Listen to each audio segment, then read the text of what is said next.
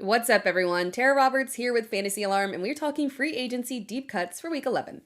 Streaming options are limited this week at quarterback. The bye week took out 4 options at quarterback, and low-rostered options are in shaky matchups, while good streaming options like Jimmy Garoppolo are over 50% rostered.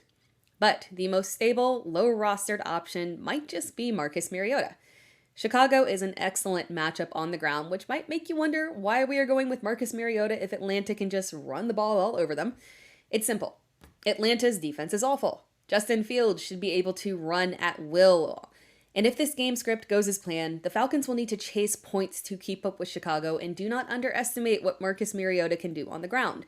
This is an excellent matchup for his legs, and we could see him get back to his early season form where he had 3 rushing touchdowns in his first 6 games. At running back, Jerick McKinnon is the obvious answer if you play in a full PPR league. McKinnon's role as a pass-catching back is locked in. The Chiefs trust and rely on him in this role, and he's seen 6 receptions on 8 targets in each of the past 2 games. Upside is limited because McKinnon hasn't had a touchdown since week 2, but his floor is very steady, and Clyde Edwards-Helaire has essentially been phased out of the offense. The next option is risky because the Broncos are operating an ugly 3-man committee that offers 0 upside, but this might just be the week to take a gamble on Latavius Murray.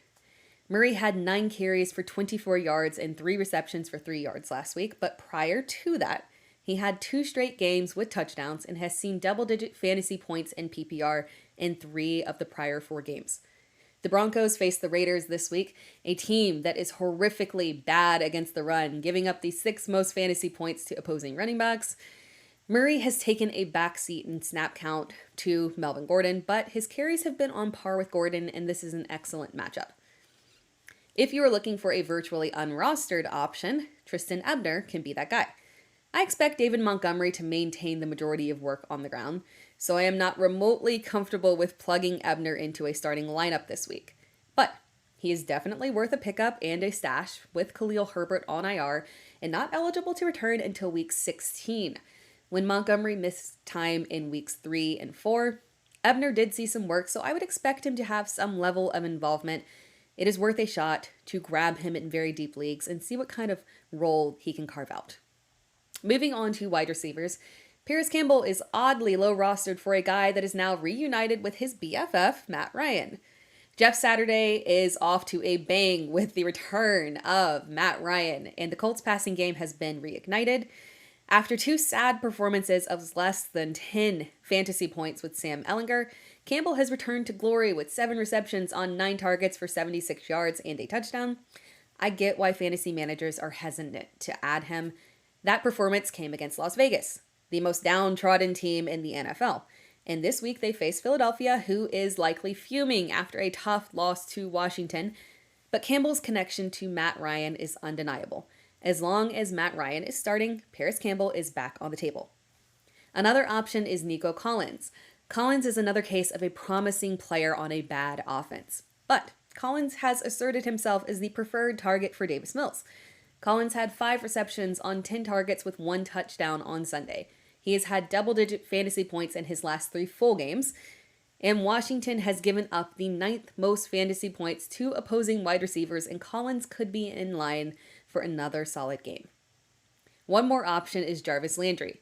Landry's return wasn't anything special, but it was encouraging. He played 79% of snaps, higher than even his pre-injury games, and he did see 6 targets.